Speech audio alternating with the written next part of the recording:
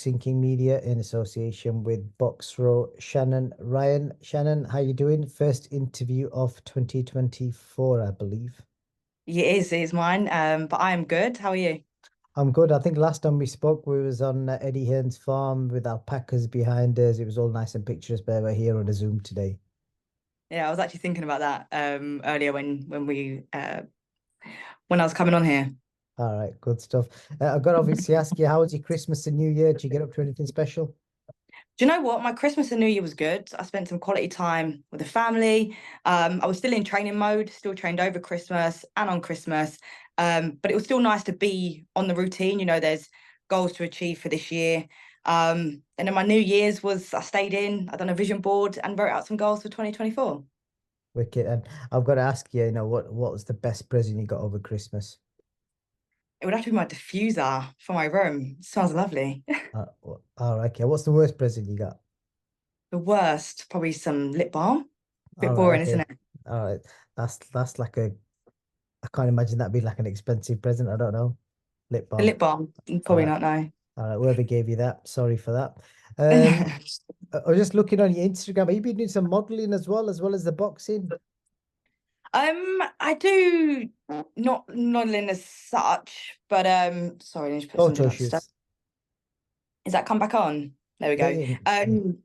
Yeah, do you know, I love fashion, I love clothes, I love all of that sort of stuff. So I'm trying to I am building a brand, and I try and incorporate my boxing and what I love to do outside of the sport all into one to kind of continue to build that brand. Okay, wicked. And then obviously, I was just having a nosy at your Instagram whilst I was waiting for you to get come on. Um, you're squatting some serious weight. Like I was I'm watching. strong. I'm just curious to know when you started boxing to what you're doing now. Like, how much like weight increase have you done? Like, you must have known what you was doing when you started.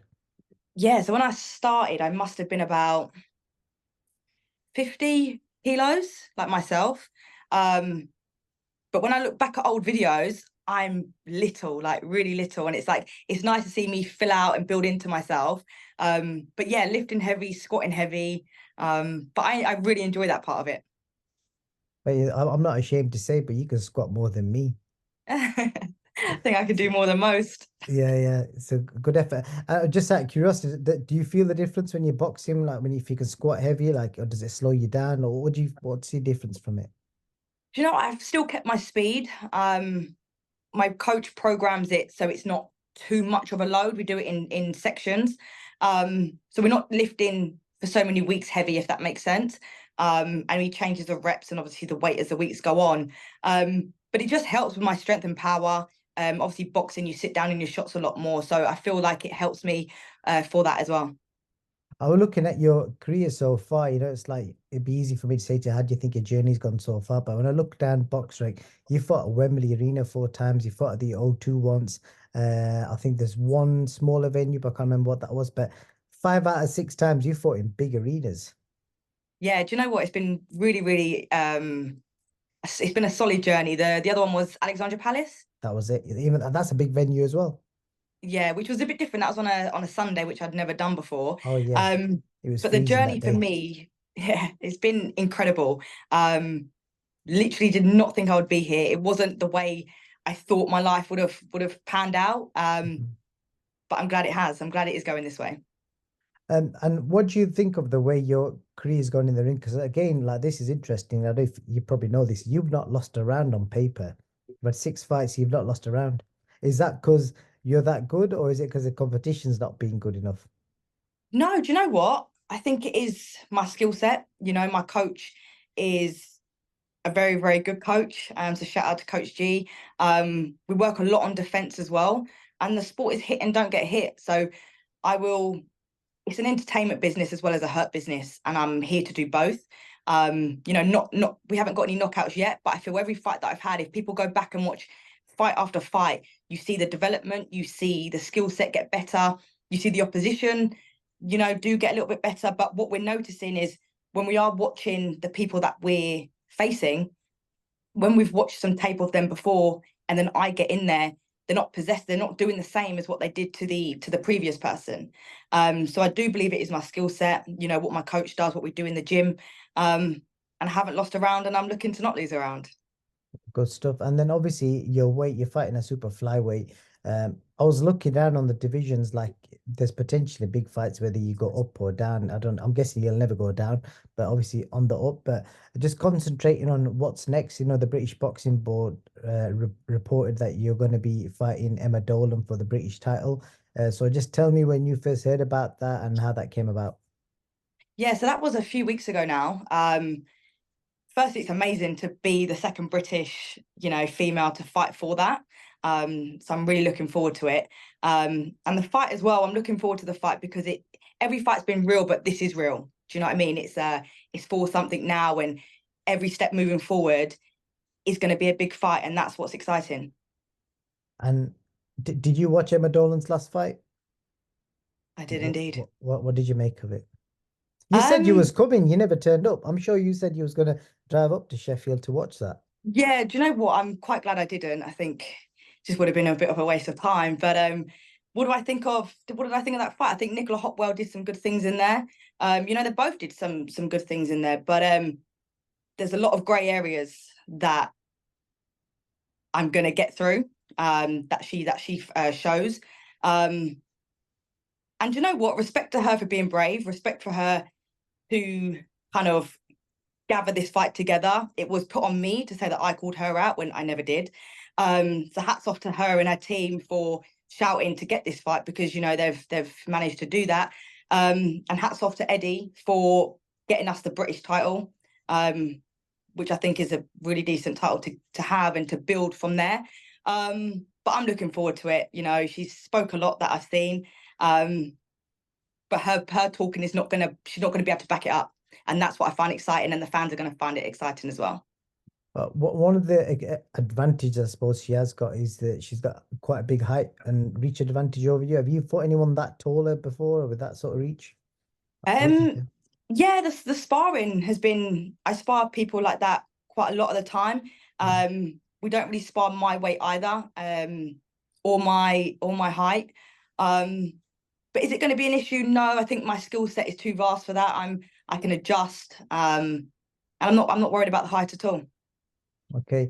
Um, do you think the fact that she had with Nicola, does that prepare her better for you? Like, or do you think like you've had better in-ring experience? Because that on paper was like a 50-50 fight.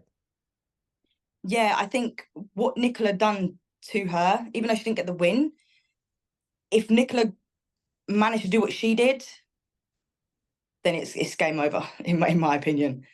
Okay. And just what are the rules with regards to the British title for women? Is it the same where if you win it and you defend it 3 times, you can win it outright? Have you been told about any of that kind of stuff yet?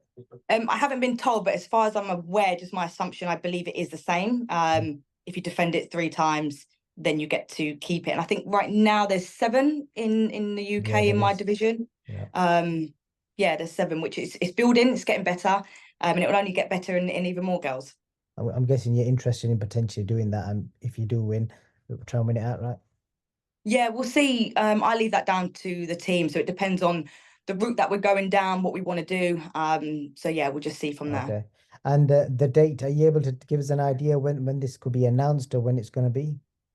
There'll be an announcement soon. I'm hoping this week. But yeah, it's not far away. I'm in camp now, working really hard, and yeah, the date will be announced soon.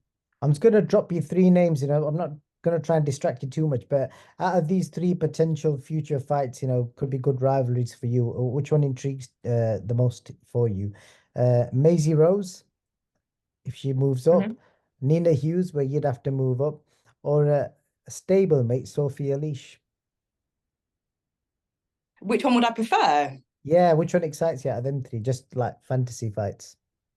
The one that excites me, I think Nina Hughes I would was hope be. I was hoping you'd say Sophie because I think your styles would gel great. Yeah, no, they would all be really, really good fights, but I spar Nina, Okay, and the sparring is just magnificent. She's a really good fighter. A lot of respect for her as well. But yeah, I think that'd be a magnificent fight. But so would the one with Maisie Rose, and with Sophie as well. Sophie does a lot of good things too. good stuff. And just before I let you go, I just want to get your opinion on AJ's fight with Ngannou. What do you make of that? You excited for it? Um, No, I'm not excited too much for it. Why is that? I think just want to see him keep stepping up in the proper fights. Do you know what I mean? I think when we look at this on paper, it for me it just doesn't make sense for what I would want to see. I think AJ White's the floor with him. Do you think that could it not be sold based on what Ngannou did with Tyson? Do you not think? Yes, I do think so. But again, it's different fighters, different styles, and AJ's on the road. Like he said, he wants to achieve greatness. He already has achieved greatness, but he's on that road to get those belts, to become 3-time heavyweight world champion. I believe he can do so. So yeah, get this one out of the way and continue on the roadmap. So if it wasn't Ngannou, who would you want him to fight? I saw the name Martin Bakole get thrown out there, and I saw Filip Hrgović get thrown out there. I see that online. But anyone that's going to take him where he needs to get to. Good stuff. That's pretty much it, Shannon, unless you've got anything else to add. No, that's it. Just thanks everyone for supporting my journey so far. Thanks to all my sponsors. We've got O2, Everlast, local tool hire, Nocco, GA therapy. They all help to assist my training and what I do. And then you've got the fans as well, like I said, who support my journey and continue to support. Good stuff. I can't let you go with that. You're gonna have to flex your biceps, girl. I got a feeling you be working the guns. I can tell. Can you see? Of course you can see. Oh, that's why you're wearing a t-shirt. That's some serious guns. Right. Appreciate your time, Shannon. Have a good evening, and we'll look forward to the announcement very soon. Brilliant. Thank you so much. Thank you.